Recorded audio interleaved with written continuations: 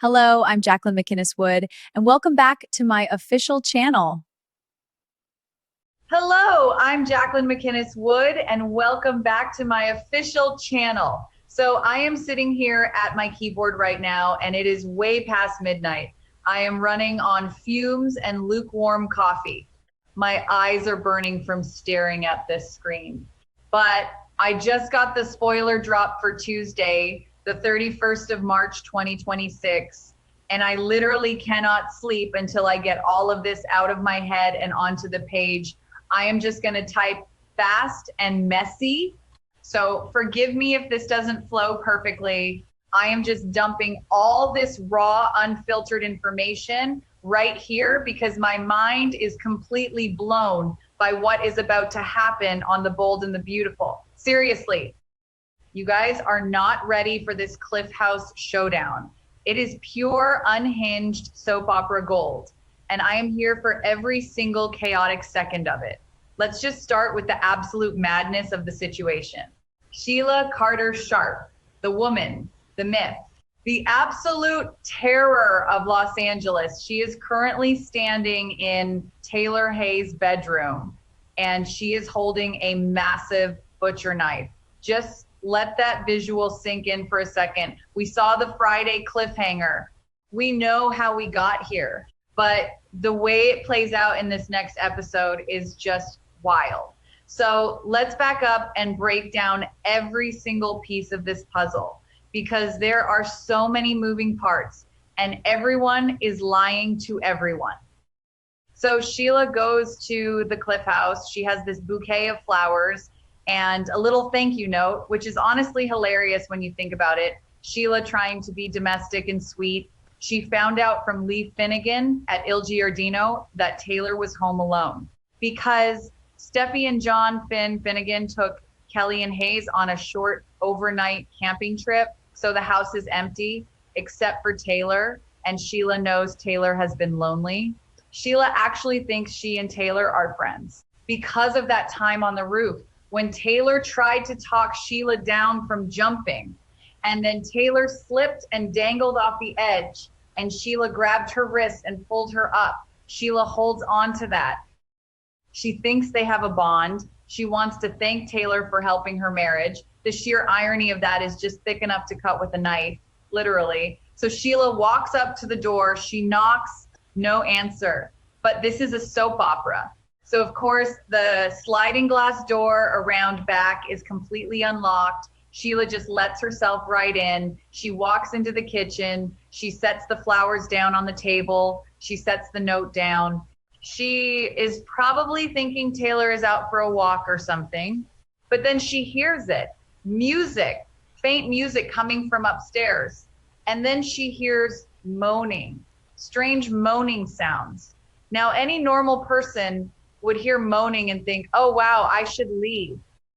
I am interrupting something private, but not Sheila. Sheila's brain does not work like a normal person's brain.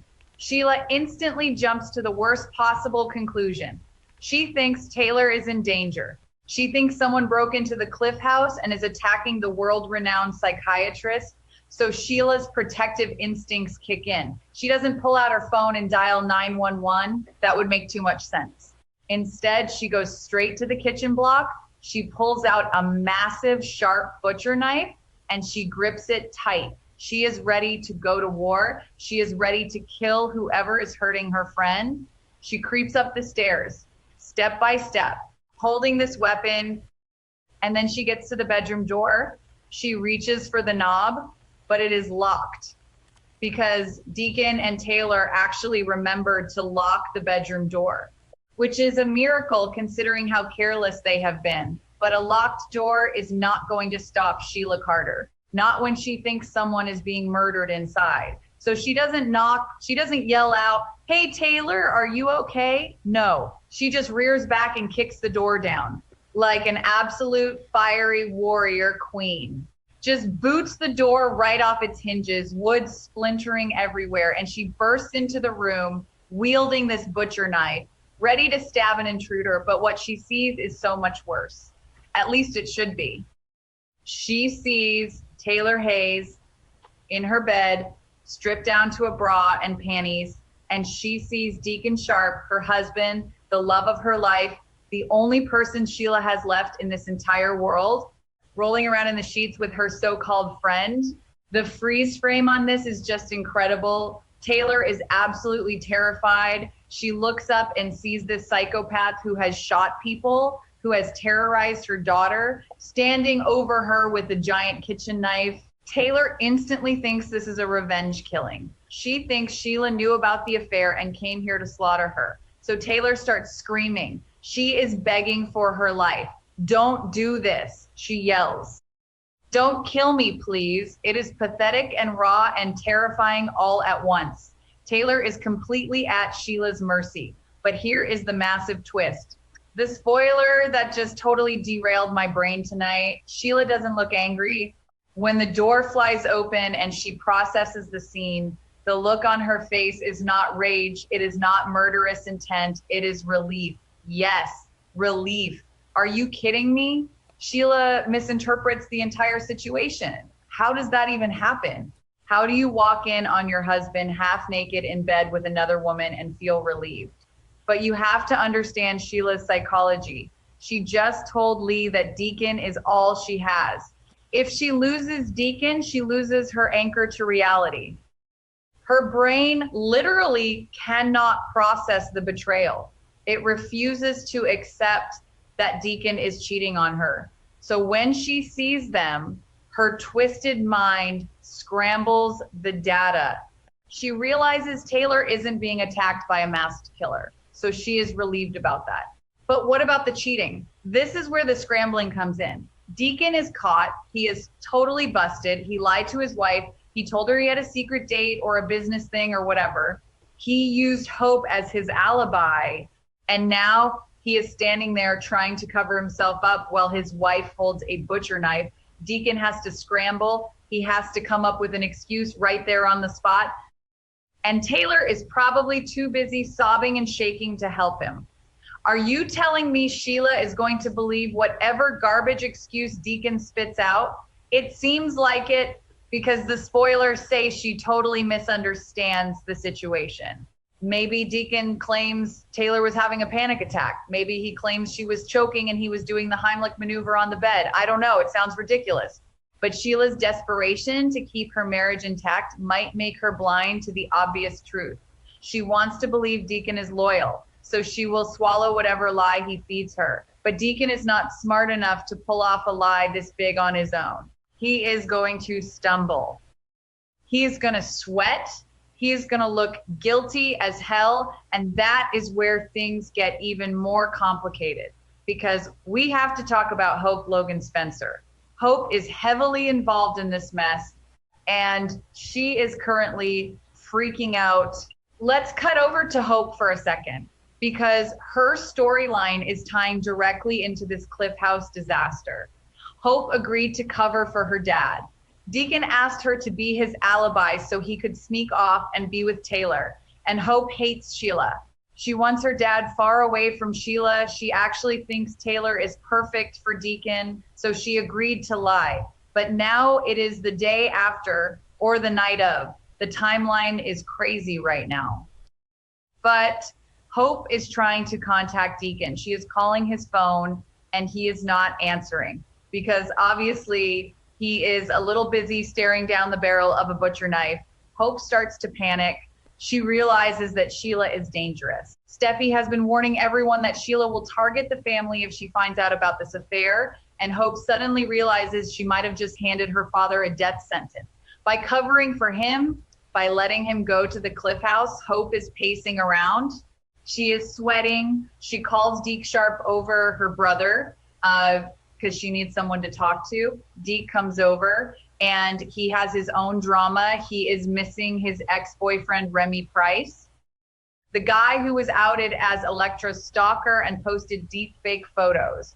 Deke is single and lonely and asking Hope for relationship advice, asking if he should forgive Remy, but Hope cannot even focus on that right now. Hope is happily married to Liam Spencer and living her best life, but her dad is missing in action. She tells Deke everything. She expresses her extreme worries. And Deke connects the dots immediately. So you think Sheila found out about Dad and Taylor and they're in danger? Deke asks. Yes, Deke, that is exactly what Hope thinks. So what does Hope do? Does she sit around and wait? No. Hope is a doer. She is going to rush to the rescue. The spoilers tease that Hope might be the one to save Deacon and Taylor from this mess. Imagine Hope rushing over to the Cliff House, driving like a maniac, pulling up to the driveway, seeing the front door or the sliding door open, hearing the yelling, and sprinting upstairs. Hope bursts into the bedroom and she sees Sheila with the knife. She sees Taylor crying. She sees Deacon sweating, and Hope has to think on her feet. She has to come up with a cover story instantly. The spoilers suggest Hope might claim that this was all a planned event, that the dinner Deacon told Sheila about was actually a private therapy session with the three of them, Hope, Deacon, and Taylor. Think about how absurd that is. Hope pointing at a half-naked Taylor and a guilty Deacon and saying, oh yeah, Sheila, put the knife down. We are just having some intense exposure therapy. But it might actually work because Sheila's brain is already trying to find a way to excuse Deacon's behavior. If Hope provides a somewhat plausible alibi, a reason for Deacon to be there, Sheila might latch onto it.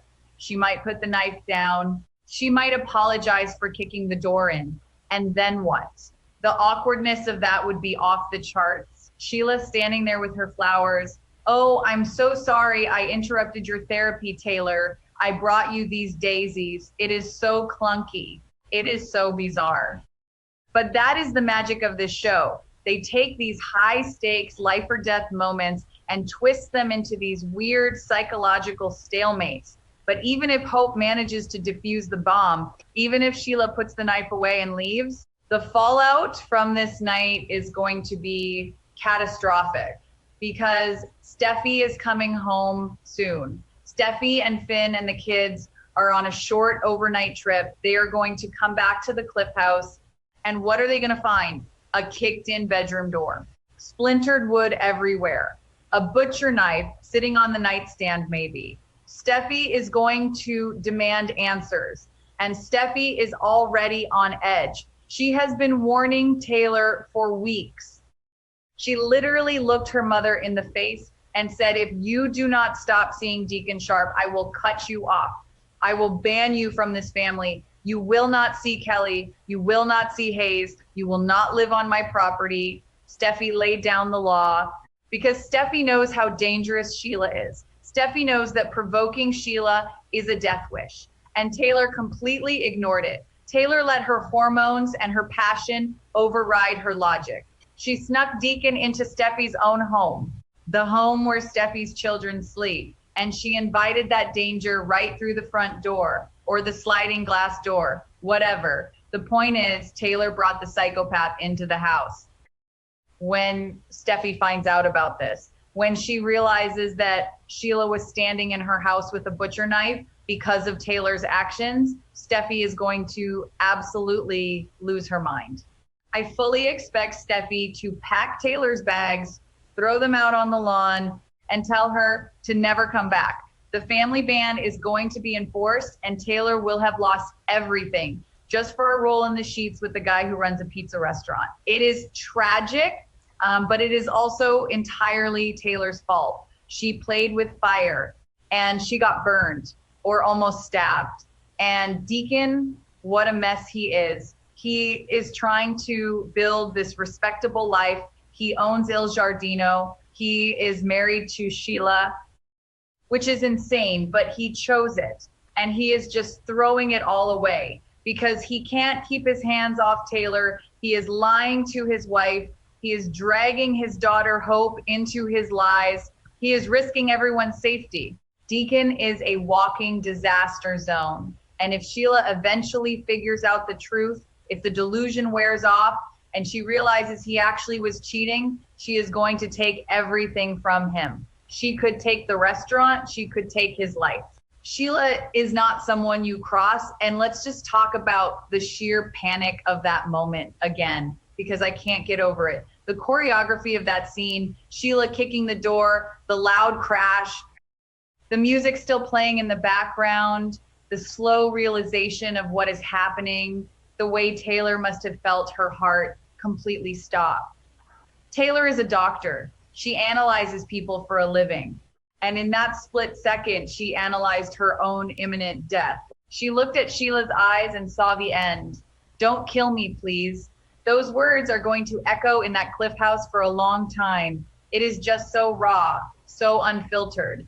The writers are really pushing the boundaries of this love triangle, or whatever you want to call it. A love square if you count Hope's involvement as the alibi. It is clunky and messy and brilliant. And while all of this life or death drama is happening at the Cliff House, we have all this other stuff going on in the background. The corporate war is raging. Brooke and Ridge just sabotaged Katie's fashion launch. Bill is furious. Will is fighting with RJ. Electra is kissing RJ because Ivy manipulated her. Daphne is trying to get pregnant with Carter, but hiding a massive secret. There is so much happening, but honestly, none of it compares to a butcher knife in the bedroom. I mean, how do you even transition from almost getting slashed to death by your lover's wife to going back to work at Forrester Creations? Taylor's going to need her own psychiatrist after this. The PTSD from this night is going to be massive, and Deacon is going to have to sleep with one eye open for the rest of his life. Because even if Sheila buys the excuse now, the seed of doubt is planted. She saw them in bed. You can't unsee that. Her brain might be repressing the reality of it right now, but eventually that repression is going to crack. And when it does, the explosion is going to be 10 times worse. So yeah, that is the massive spoiler dump for Tuesday. Deacon and Taylor scrambling for their lives. Sheila misunderstanding the most obvious cheating scene in history. Hope rushing in to save the day with a ridiculous therapy excuse. And Steffi's impending wrath waiting in the wings. I am so tired, but I am so hyped. I cannot wait to watch these actors play this out. Kimberlyn Brown is going to chew up the scenery with that knife. And Krista Allen, or whoever is playing Taylor right now, is going to scream her lungs out. It is going to be epic, all right? My hands are cramping. My brain is empty.